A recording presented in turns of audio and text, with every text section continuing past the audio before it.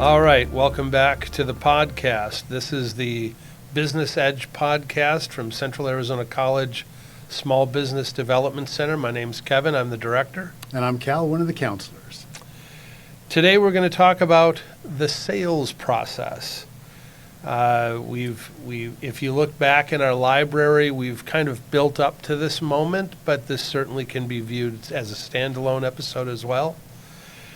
We are going to take an assumption here, though, with the sales process. We're going to assume that you have already determined who your potential customers are. Potential customers, also known as prospects. So we're going to assume you've zeroed in on those folks, and it's time to start selling. Yes. Got it? Got it. So go ahead and start with this first bit here, because you're the one who feels so strongly about this, as do I, but you're passionate about this. Yeah, most people are frightened of sales. And when you talk about sales, Kevin, they think about that fast-talking used car salesman who's got his hair slicked back, he's wearing white leather patent shoes, and they don't want to be like that. Don't forget the white belt. Oh, yeah, I got to have that white belt on. And that's what they conjure up. Yep. They conjure up really the worst possible things you can think of when they think of sales. Sure. And so I hear it all the time. I don't want to be a salesperson. Sales is not for me. You know, they feel like you got to be a natural-born salesperson in order to do sales. And as I turn down the volume on my computer there for the dings, there are some people that do have some inherent talents. Let's be honest about that. But everybody can learn how to sell. Yes, they can. I mean, come on. Yes. And hopefully we're going to provide you with some insights here in this podcast that can help you feel more comfortable about doing, quite frankly, without sales, nothing happens in this world. It's just a fact of life. That's right. So you've got to be able to overcome, if you indeed are one of those folks that do have trepidation about sales, sorry, if you're going to be an entrepreneur in this world, you're going to have to overcome that to a certain degree and learn some techniques on how to sell. Right. So why don't we start first by defining sales itself? So Okay. What is sales? What do you say sales is? Well, I like to say that sales is getting people to want what they need. That's an interesting way to put it. Getting people to want what they need. So if you don't need it, why would you spend your time getting them to want it? Good point. It's funny because people don't buy facts. People buy with their emotions. Yes, they do. Right. Yes. And it's important to be able to bring that out in people. You need to know a few things to make sure that you're getting to that place with people that they're starting to feel emotionally about things. I'll give you a good example about using emotion to sell. When I was a kid in high school, I used to buy and sell cars. Well, you really did start early, didn't you? I started even before that. But one of the things I'd do is I'd have them drive their car by this building, this office building, that was lined with windows. So when you drove by, those windows acted like a mirror. And I'd tell them and say, just look out your window there. That's what your friends are going to see when you're driving this car. That's pretty cool. Had nothing to do with how many horsepower's underneath the car, what the transmission looked like. It was all about emotion. They'd look out there and they'd go, yeah, I look pretty good. Oh, yeah, this has got a lot of pickup. I'm going to be able to pick up girls really good in this car. It was emotions, and I played to that. Sure. Well, you mentioned even the bicep thing. Yeah.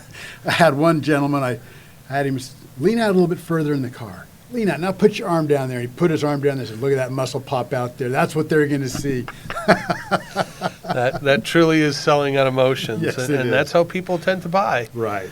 I will also add that people don't buy actions. They don't buy the things you do. They buy the outcomes that you provide or you create for them. So, for instance, here at the SBDC, at the Central Arizona College Small Business Development Center, when someone asks me, hey, Kevin, what do you do for a living? The way I usually say it is, Well, we help entrepreneurs realize their dream of business ownership. That's a true outcome. I will then subsequently talk about the actions we take to support that, but I'm going to start with the outcomes that we provide, and that also does play to emotion. So again, I'll repeat that. At the Small Business Development Center, we help entrepreneurs realize their dream of business ownership. That's a true outcome. We do that by providing confidential one-on-one business counseling, trainings, workshops, market research, and a whole lot more. In one or two breaths there, I've got everything out there of what we do, an outcome-based statement that also will elicit emotion. Now, Kevin and I kind of have the same sales philosophy, so we like that. Let's talk about first the outcome, and then we can talk about how we get there. That's not how everybody does it. Some people start off with, here's what we're going to do, the actions, and it will get you here. For them, it seems logical to start on one side and take them all the way down here to say, here's your outcome. However, as Kevin and I talked about why we like to put that outcome first and then talk about how we get there, if you know what the outcome is, you're interested in how they get there. If you're hearing what they're doing to get you there, they might lose interest before they hear the outcome.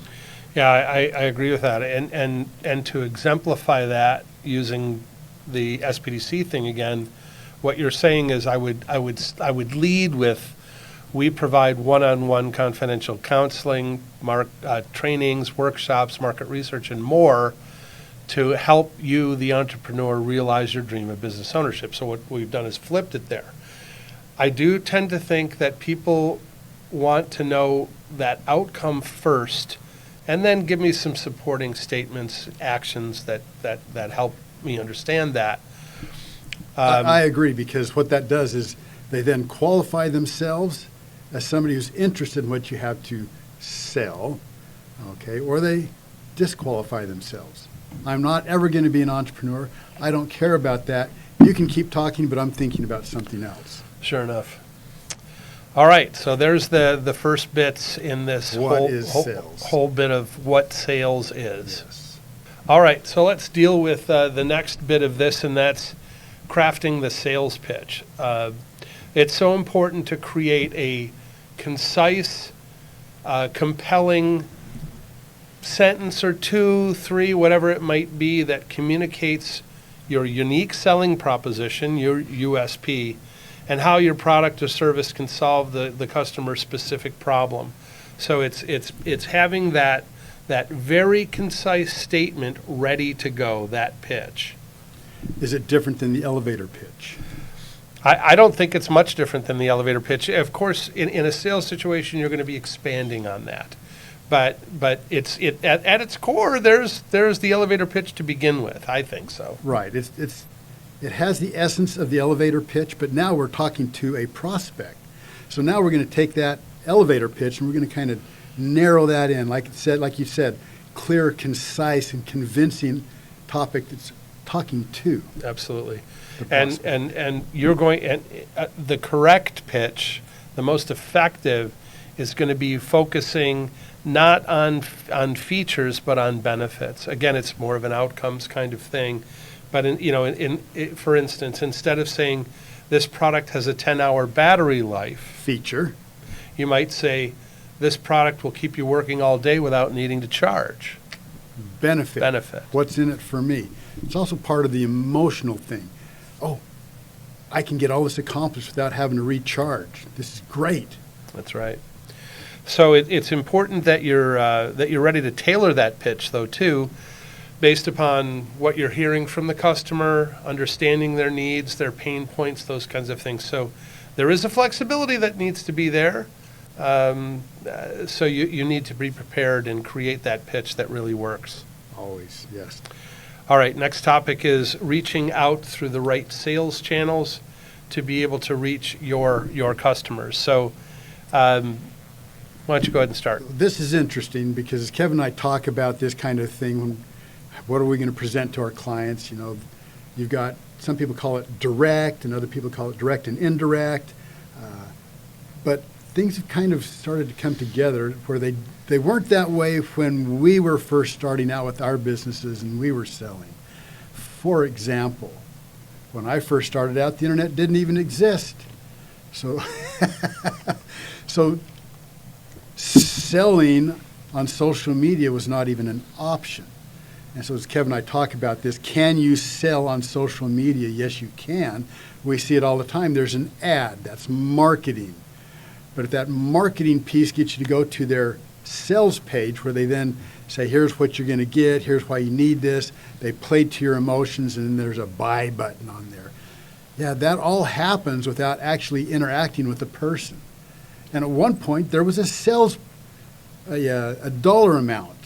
Anything over $49.99, you probably couldn't use just internet to make your sell. Yeah. But over time, as people become comfortable with buying over the internet, that sales price has gone up. And so it's changed. Now, Kevin and I will tell you, we not only enjoy, but we think face-to-face sales are very effective. Well, we're old schoolers. That's the way it goes. We love the face-to-face stuff, so. And why is it so effective? I'll give you one opinion of mine, is because you are then real time. You're not just getting answers from that particular prospect. You're also reading body language. You're getting a feel for how things are moving. There are some folks who say that body language will tell you more than the actual spoken word. Yes. So in that in-person sales moment, you do have some advantage, I believe. Absolutely. And when you are in person, you can, as we mentioned earlier, kind of craft your dialogue to fit their particular situation. Certainly. Whereas with your online or just sending out an email or blasting letters out, whatever you say there, it may or may not fit, but you're never asking for qualifying questions, which we'll talk about later. So yes, in person is very, very effective. I guess I was, speaking to the truly in-person kind of thing, but when you're, let's say, for instance, it's over a virtual meeting, you're still selling, and that's kind of still in person. It's just not truly in person. It's virtual, and you don't get a sense typically of more of the body language that's going on, but at least it's still a live time moment that you can react in the moment, understanding what perhaps that particular prospect is objecting to and being able to overcome those objections in real time. And we always think of it knocking on the door, going in, talking to the business owner or the homeowner or whoever our prospect is, but it could be at a networking event. Let's say you go to a Chamber of Commerce event, and there's all these people you haven't met yet, but you need to help them want what they need. Yeah. That's also in-person selling. That essence of sales, getting people to want what they need. Yep. And there's a beauty to it. There's an art to it, and I love that part of it as well. Important to be prepared for multiple touch points, right? Perhaps the process includes an initial email, an introductory email, followed up by, hey, how you doing? I sent you an email, blah, blah, blah. And then, again, being the old schoolers, how wonderful would it be to then schedule an in-person sales call that you can go and meet the person, shake their hand. There is something to all of that in developing trust and everything else. So for my sales process, probably the first one would be the phone call. I'm Cal, here's what I'm selling. As opposed to an email, you mean? As opposed to an email, Yeah. Yes. I'd like to take 5 minutes with you. If after 5 minutes you're no longer interested, I will leave. If you've got questions, please ask them, and I'll use that as an invitation to stay there and talk longer with you. Sure. When it comes to email marketing, that's still the best bang for the buck on the marketing side.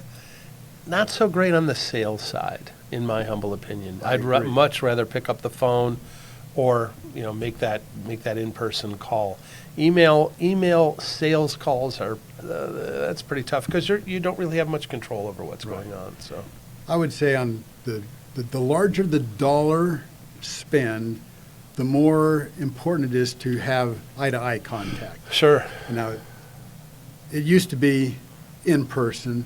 I do agree with your virtual meetings. We can accomplish a lot. It saves a lot of time on my part, on the prospect's part, and you do get to see them. So when they go like this, you've got something you need to deal with there. Yeah, that body language Yeah. is sending a message for sure. Yep.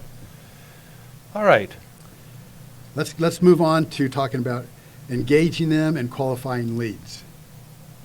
Very good. Go ahead. Why don't you start? All right. No, well, for me, it was always about creating those leading questions that, by the way, I'm a big believer in knowing the answers to these questions, kind of like what lawyers say, never ask a question that you don't know the answer to. And by the way, this is very important. If you're just kind of paying attention, you need to start paying a lot of attention, because we're going to go through an example here with Kevin with his business that's going to kind of open this up to you and help you really understand the essence of all of this. So let's say you're selling lawn care, whatever that kind of lawn care might be, and maybe you're walking the neighborhood, knocking on doors. There's your face-to-face sales right there. And the question might be this leading question that you know the answer to. Would you like to have more time back on your weekends? Okay? So that's not talking about an action. Oh, we'll come in and we'll make sure that the lawn is fertilized. We'll get it, no. You're starting with an outcome. You're saying to them, would you like to have more time back on your weekends? Well, of course, nearly everybody would. So you're already getting a yes. It's an emotional question because I would like more time. I've got all these other things I want to do other than take care of my yard. And as I'm thinking back, would you like to have more time back on your weekends to spend with your family even, right? That's even playing more to the emotions, but also still getting at the outcome of what you ultimately deliver. Yes, you may cut the lawn, but really what you're doing is you're giving more time back to the person who's paying you to do that. Right. So, and you're also using that leading question to further qualify that potential prospect, right? You're trying to find out, are they generally interested? An important question, depending upon what it is you're selling, do they have the budget for this kind of thing? And Are they the decision maker? Are they going to be the ones making the decision? For instance, in my business in photography, it may have been Dad making that initial phone call, but trust me, even though he was cutting the check too, it was still Mom making the decision on that one. The mom was the decision maker. Right, So right. it's understanding who is making that decision. All right, next thing on the list is focusing on building rapport and trust. Yes. So I think most people intuitively know that people will buy from those they trust. So it's about being personable, listening actively, offering value up front, like being a helpful resource, offering advice, those kinds of things. Yeah, even offering advice kind of shows your expertise in that area. So people are open to advice as long as you're not putting them down. Well, you look like a pretty poor lawn care person. You got all this dead stuff here. You're not doing a very good job. That doesn't inspire them. No. But if you were to talk about, hey, I noticed you got some dead spots there. What you've got going is pearl scale in your lawn. And we can take care of that. We can have, instead of these little round circles that are brown, we can have green. A whole sea of green out in front. Let them know what you can do. Sure. That's part of that SME thing, the subject matter expert, Yeah. right? Mm-hmm. That kind of thing. Share success stories and testimonials. One of my clients had the same issue you had. 3 weeks after we started the treatment on their pearl scale, they had a green lawn. And that was just in time for their daughter's wedding reception in their backyard. And you might even pre-qualify those customers of yours who might be happy to give testimonials directly to the prospect that you're working with too. Who knows? Hey, feel free to give this guy a call. He's willing to let you know what he thinks. What I like to do is I like to have a written testimonial, especially if I'm going door to door or having people come in. They can read that. I don't want to have somebody be bothered by a phone call. Now, if you're talking a big consulting contract, absolutely. Here's somebody you can call up. You can ask them questions about how well I've done. Sure. Feel free to call them up. Absolutely. What happens if you don't know the answer? They ask a question and you're befuddled. What you want to do is fake it until you make it, Kevin. Oh, I don't think that's a good way to go. What? I Cal. failed that one? No, I think you know the better route there. What is the better route? Yeah, tell them you don't have an answer for them. You'll get the answer for them. I don't know. Be honest, don't hide the apple, to use an old term. Right, be honest. Honesty helps to build that trust. And authenticity is so crucial these days, too. Folks can see right through fake. Yes. And when you tell them you'll get back to them, get back to them. Do it, yes. Follow Do up what you with say what you do in sales. It goes a long way. You'd be surprised how far that will get you, because so many people are not behaving that way these days anymore. There's some really terrible salespeople out there. Well, it's because they're scared.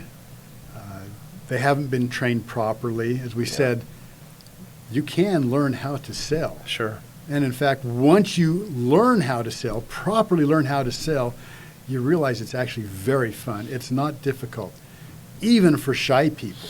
Yep. It's funny, you just reminded me, going back to my photography days, my studio manager, she was a young 24-year-old person when she started with me, and while she was very outgoing and very talented, she had never done sales before. And so I brought her through the process. Within a year, that's all she wanted to do. She loved it so much, and she ended up being a natural salesperson. But it's not because, she's not wearing the white belt and the white shoes thing. Did she slick her hair back? She was totally authentic. Yeah. Because she believed in family portraiture. That was our main gig. And she wanted people to own these beautiful images that they could use then to remember their family. Right. And so you talk about believing in what you're selling. That's critical. Also understanding before you get there what the objections could possibly be. Oh, yeah. If you know what those objections are, then you can handle it. And obviously, when you start selling your service, your product, you think you know until you start making those sales calls, and all of a sudden you're like, oh, I had never considered that. Right.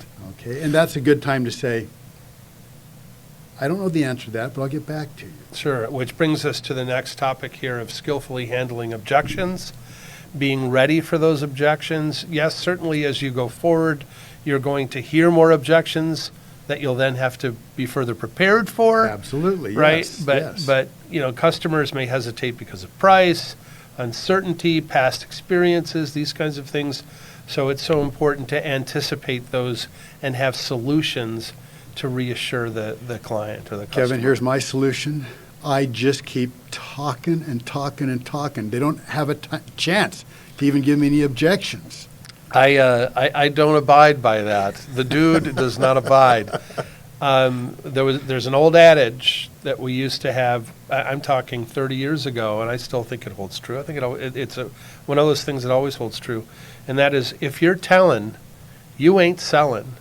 So much of sales is about asking questions and listening, and then yes, providing clarifying questions, but it's about asking probing, great questions that you then need to shut your mouth and listen to the answer from your clients. Yes, if people are frightened of objections, they shouldn't be, because objections give you a chance to address the issues that are stopping them from buying from you. Yep. So if we just take the biggest concern everybody has, price, well, I think it's too expensive.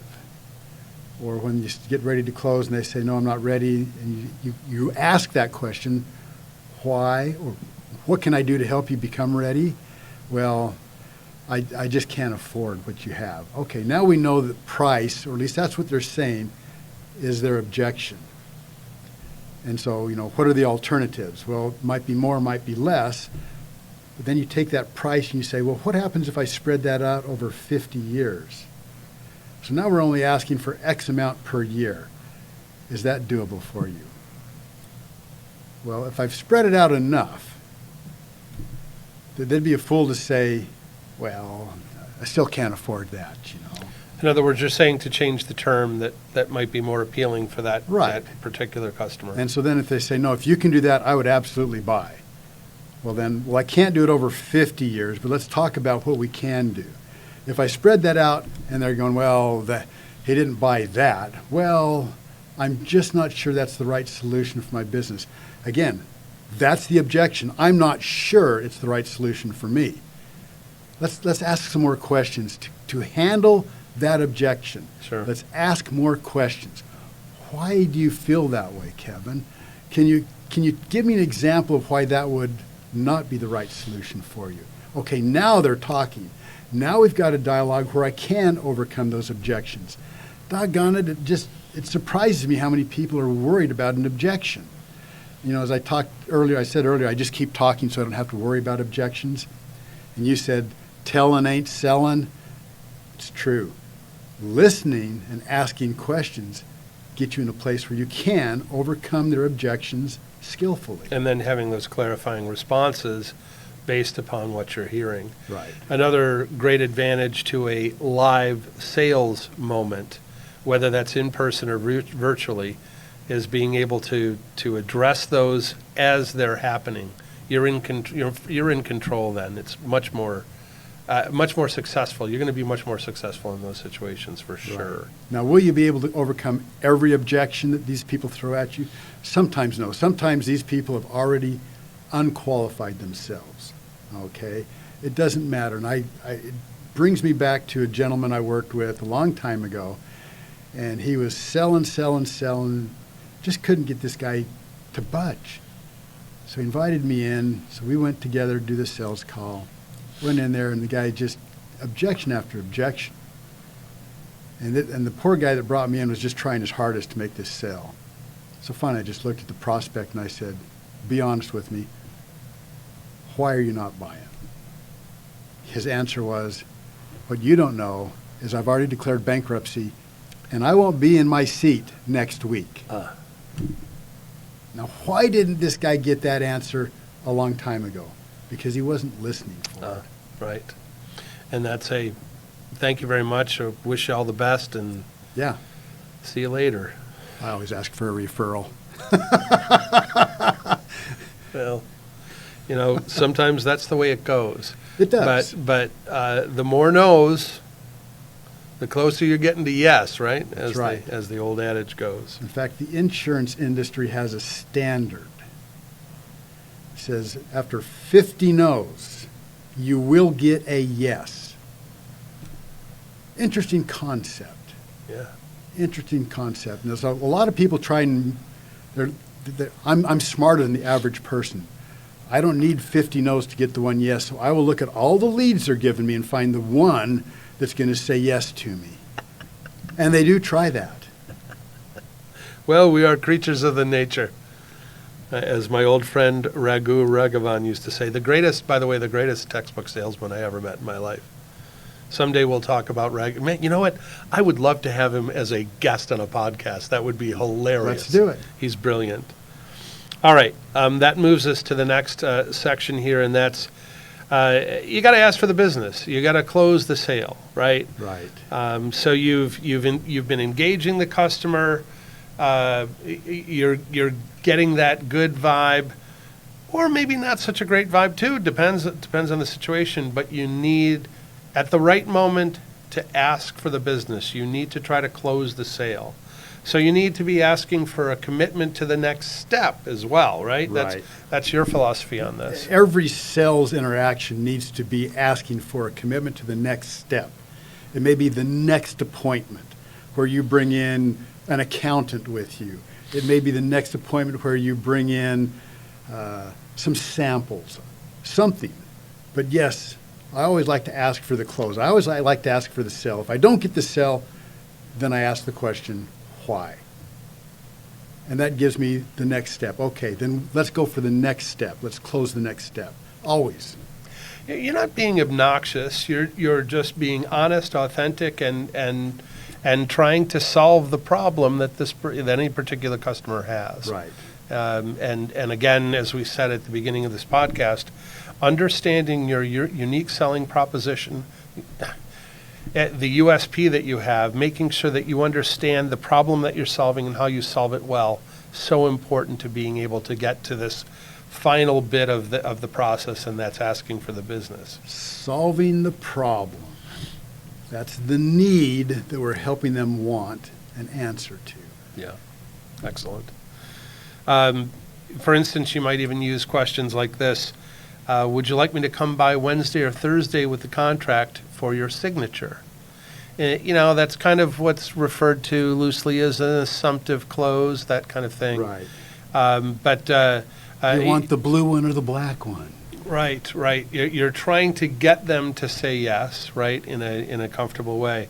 Are you ready to move forward with this product or service? Those kinds of questions that you can ask to attempt to close the business, but you've got to ask for the business. Kevin, I'm not ready to buy right now. What's holding you back? I just need more time. You've been talking and gave me some brochures here. I just need more time. I need to read through your brochures. Okay. I hope I've been informative. Have I given you so far what you need, and is there any way that I can help you in that evaluation? I just need to look at this stuff. Can you please leave so I can look at this stuff? So today we're probably not going to move any further in this process, I would assume. So it's No, I've got to look at your materials. okay. Here. Could I set up an appointment then for next Tuesday? Maybe I can come by and talk Tuesday's not good. Okay. I totally understand. Could I give you a ring? How about if I give you a phone call to see how you are in the process, That's to see if what I there's like. any questions I Give can me a answer? call, then we'll go from there. Okay, fair enough. What I'll do is I'm going to call you next Tuesday. Is there a time that's best Mornings, for you? any time before 9:30. Okay, so I'll make sure to call you before 9:30 next Tuesday so I can just see where you're on the process, and if there's any questions that you need answered, I'll be sure to do that. Thank you. My pleasure. All right, what you just saw was impromptu. I just hit Kevin. Yeah, you with did. that. I wasn't ready for that one, but okay. So he went for the close. I told him no, and I wasn't very kind about it. I just said no. So he said, okay. In his mind, he says, I didn't make the close, but we need to do the next commitment, the next step. And so that next step was, can I stop by again? I told him no again. I shut him down hard. So he said, okay, I'll back up. Can I call you? Yes, he could call me. I was open to that. He said a time. He knows when he's going to call me. I know he's going to be calling me. And by the way, because he handled that so well, I will accept his call. He didn't keep coming at me. He didn't keep coming at me. He didn't keep coming at me. He respected it. I will answer his call. Well, as they say, you got to know when to hold them. And you got to know when to fold them. But that's what most salespeople are up against. And Kevin, unfortunately for them, they think that it's a no on them. We got one more thing we need to talk about, and that's follow-up. And then I want to talk about rejection. All right, well, let's talk about follow-up. So, if the sale isn't closed immediately, don't give up. Keep trying. As we just demonstrated, setting up a follow-up moment, plan to re-engage, those kinds of things. Just don't give up on this. There comes a point in time where, hey, it's over. But until that time, don't give up. Right. So no doesn't always mean no. Sometimes it means not right now. Sure. Yeah. Once you have closed the deal, though, a follow-up thank you. And think of this. Yeah, you could do it in an email, but when I receive something that's handwritten, I am going to open that. These days and I try to do this a lot now, I'm actually using thank you notes that I'll put in the mail, handwritten, right? I think that makes such a difference these days. It's one, because it is so different. Right. It's so unusual to receive something like that. So Absolutely. The other thing is, even if you don't make the sale, stay in touch with them. Like you said, keep sending them something. Yep. Hey, just want to keep you informed. Yep. I've got a gentleman who wants to sell me investment services, financial planning. I've told him no, I'm taken care of. But you know what he does? Every week he sends me a market research update. It's very short. It takes me less than a minute to read it, and I read it. Yeah. And you know what? I got to thinking I probably ought to take some of my portfolio and just send him because he's been so good to me. Yeah, it sounds like he knows what he's doing, too. He knows what he's doing, absolutely. And quite frankly, as a guy who appreciates well done sales, those kinds of things, you almost want to reward it You at do. a certain point. Absolutely. Wow, that guy's good, and Yes. I'm going to give him a little bit of my business. Yeah. All right, let's talk a little bit about rejection because, Ouch. well, ultimately that's what holds people back from doing sales. They're worried about the rejections. They fear the rejection. They take it and internalize the rejection. I fear change. Okay.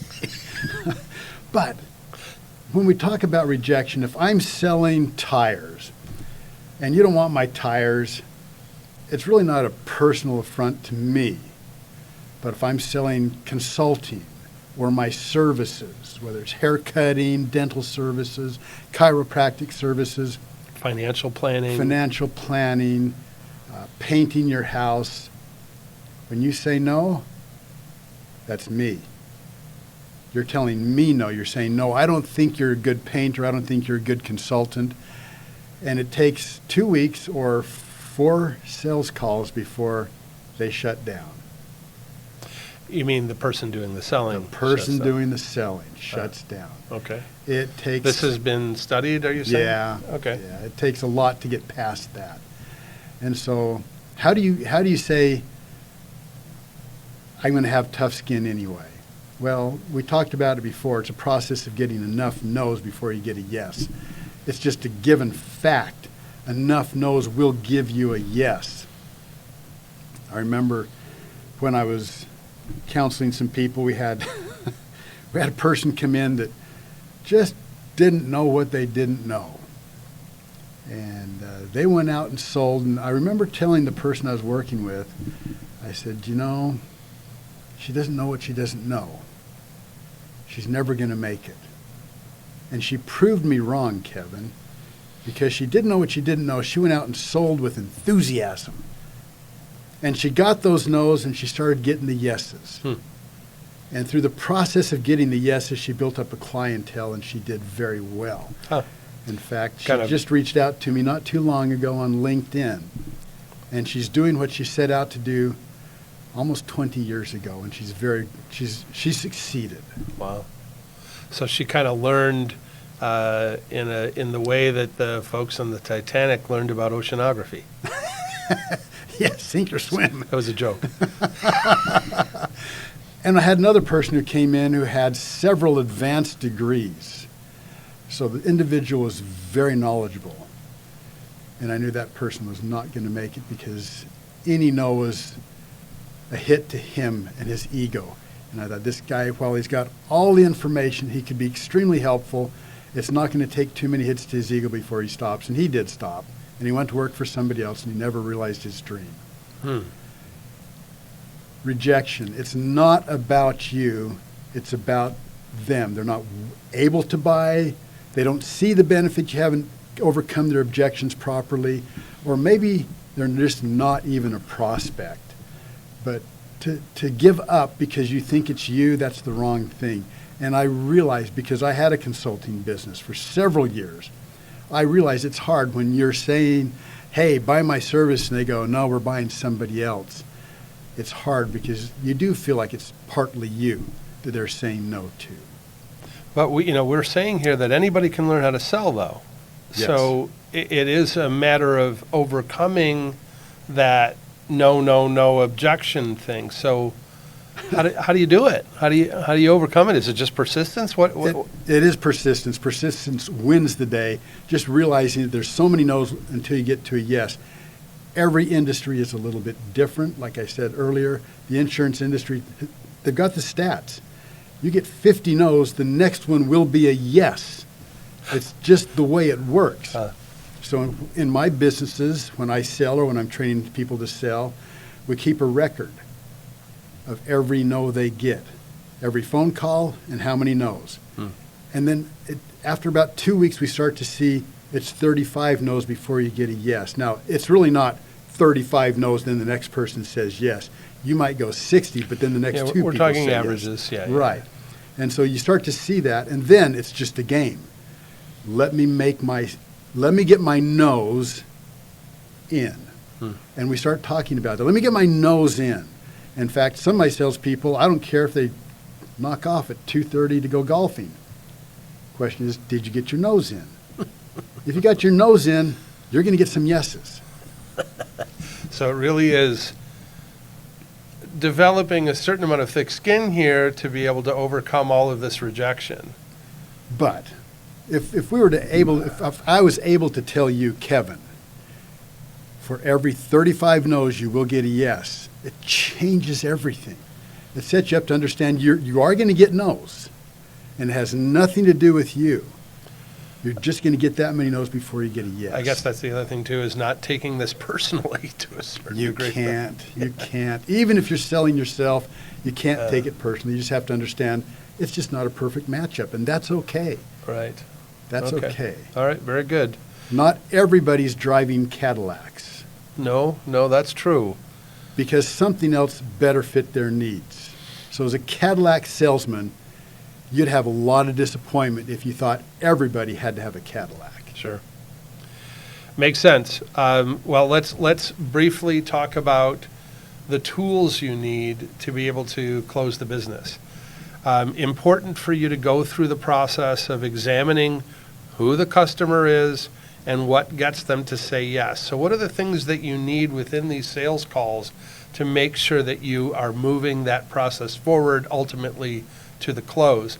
Does that mean that you need to refer to content? Do you need a trifold brochure in front of you or some other kind of white sheet or a full-blown brochure to be able to sell from what in the old days what we used to call a selling brochure?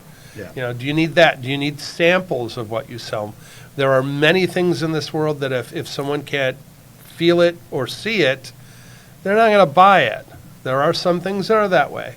So you got to make sure you have samples so that the prospect can get a feel for things, sometimes literally. What other sales tools might be important? Well, I just got a call from an acquaintance that I worked with 15 years ago. He's in the mortgage industry, and he had a unique opportunity to sell. And he came to me because I have an ability to kind of simplify things. And so we sat down, we spent the whole day, and I said, John, if you can't put the finances on a napkin over lunch, you're never going to make this sale. And we worked and we worked and we worked till we could put it down on a napkin and make the sell. He went out and tried it himself. He invited prospects out to lunch. He'd pull a little napkin out from underneath his cocktail and he'd write this stuff out. And then he'd hand them that cocktail napkin. Literally back of the napkin stuff. Literally back of the napkin. 5 sales calls, 3 sales.